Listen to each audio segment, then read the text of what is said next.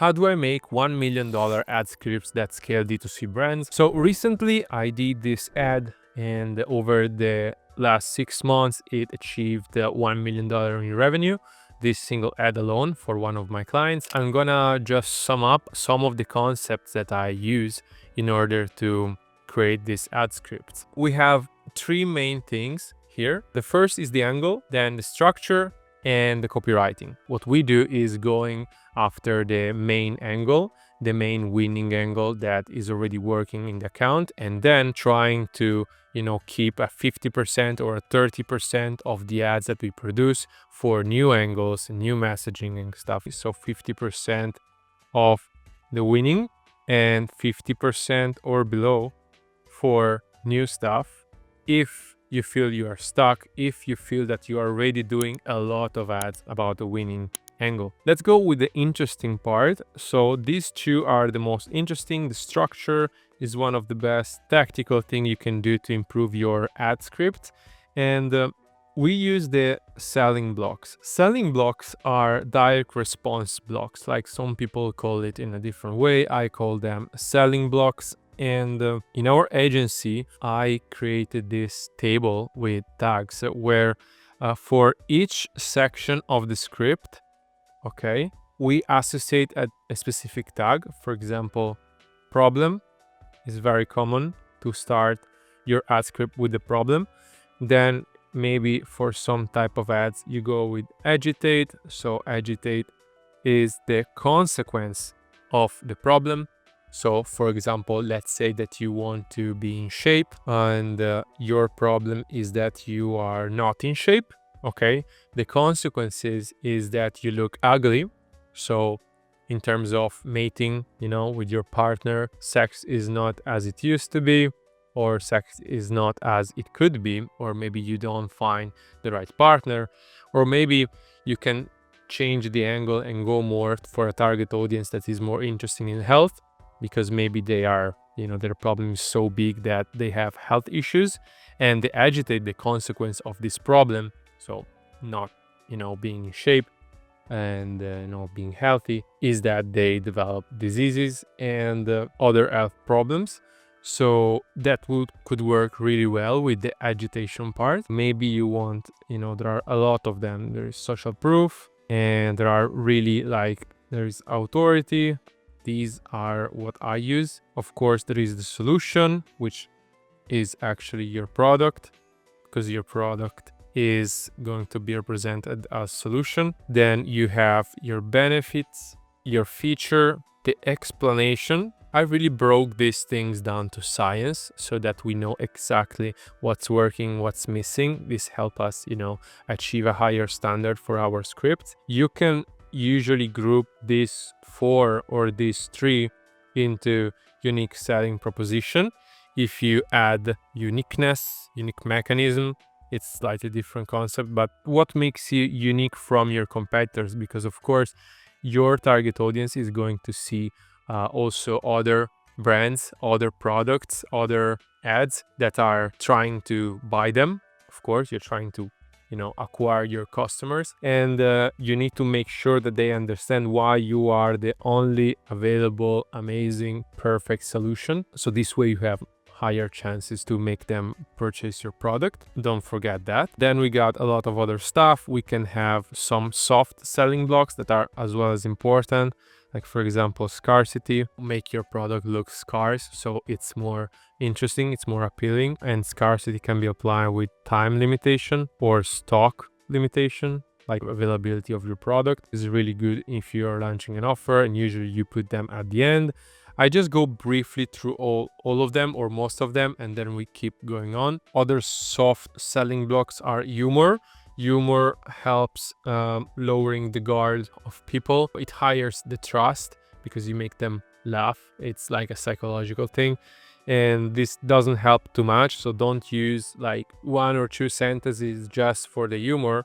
Use like other selling blocks and combine them with humor so that you get something that actually speaks about something important and also is funny. Other things could be, of course, the CTA. The call to action is very important. This will help a lot of people not just watch your video and go away, but you already know this. Another thing that I usually put between these two, depending on the type of concept, is educate.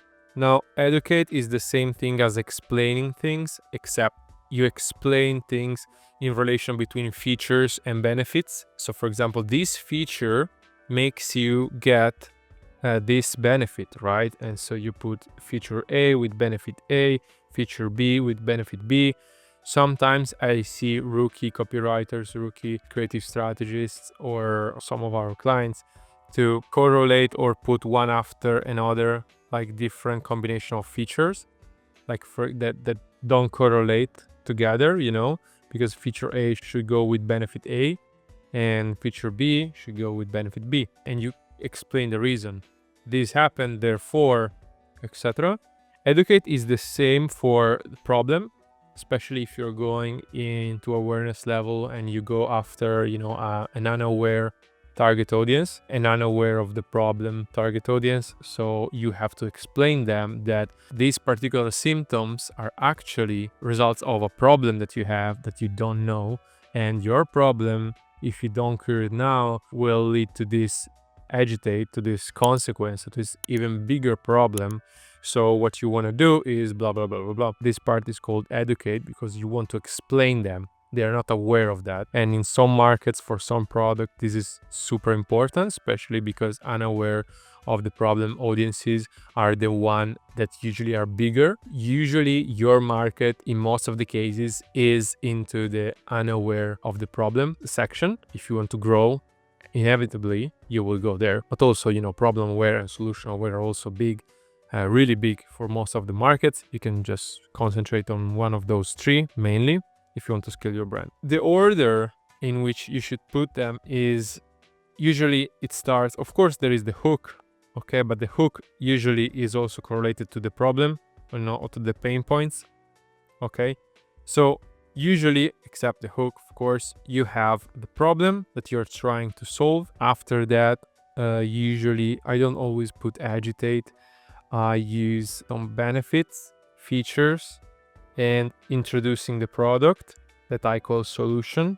Basically, you say, okay, so you got this problem. Well, like in order to solve this problem, you would need to have this, which are benefits. And these benefits could be achieved by this, and that, the feature, and you already start to show the product. And then you go into the solution and present, after you present the benefits of your product, after you present the feature of your product, you present the solution of your product. Of course, sometimes it's not easy to do that, but this way you delay the introduction of your product, which often correlates in the mind of your customers into, oh, this is an ad, you know, when you say, oh, introducing product, or when you see, here's why I found this, here's when I found this, you want to postpone the introduction of your product and first speak about the benefits that your target audience needs and the feature of the product that your target audience need to have.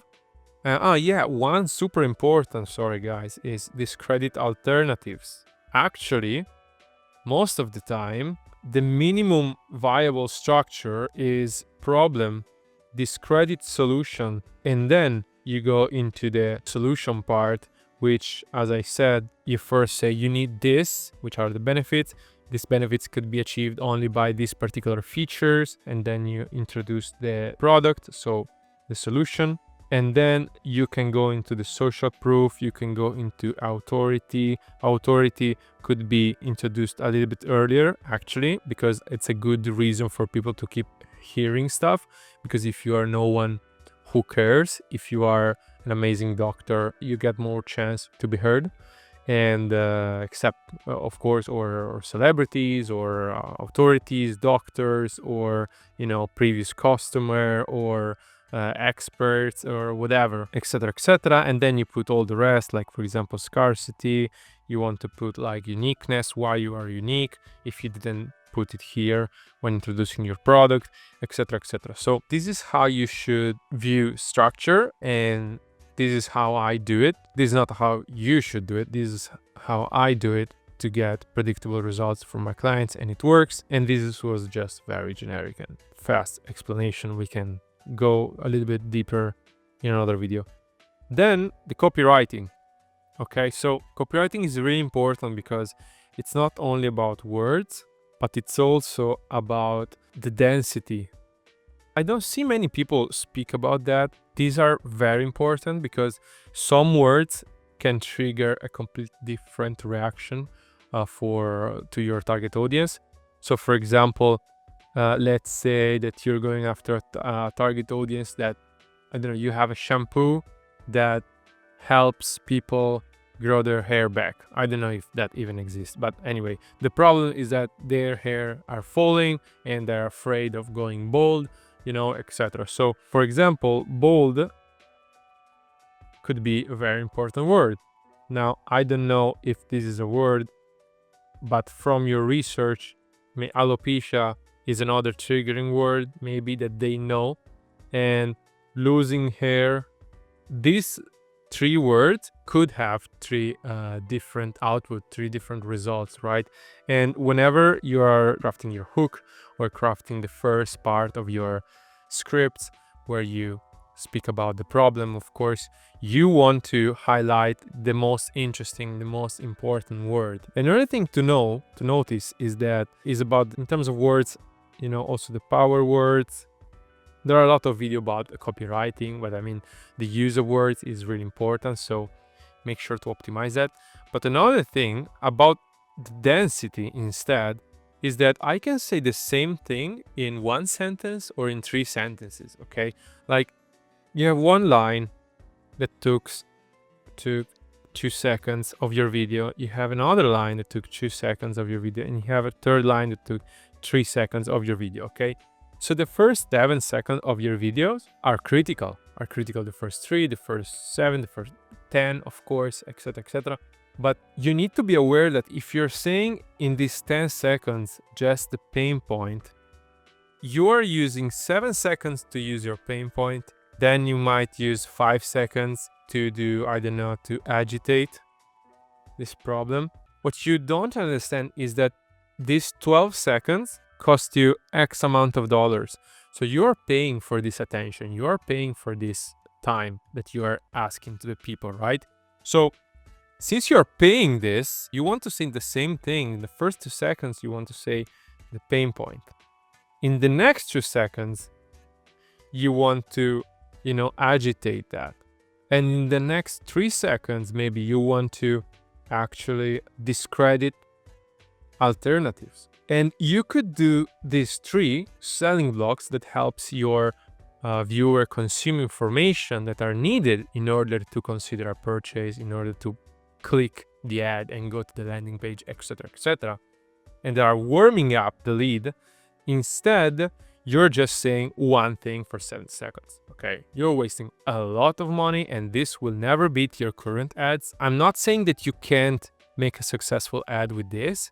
I'm just saying that if you make a successful ads that allows you to spend 30K a month or to make 30K a month, in order to beat those ads that you have here, you need a stronger winning ad. And to go to 100K a month, you have to beat that.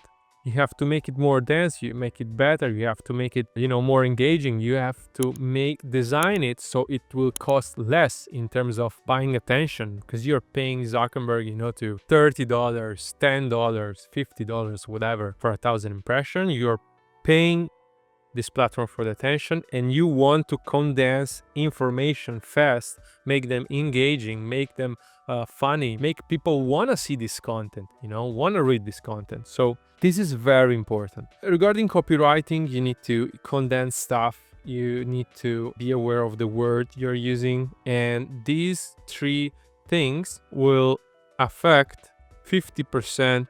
This is a random metric, but to me, I feel like 50% of our results that we give to our clients, depend on the script.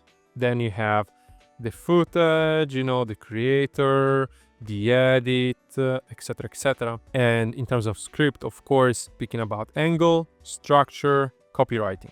Okay, so I hope you found it interesting, and if you want me to make more videos like that, leave a comment, leave a like, subscribe. I'm gonna make other videos like this, and I'm gonna open a little bit to everyone who is interested about my knowledge on this type of stuff.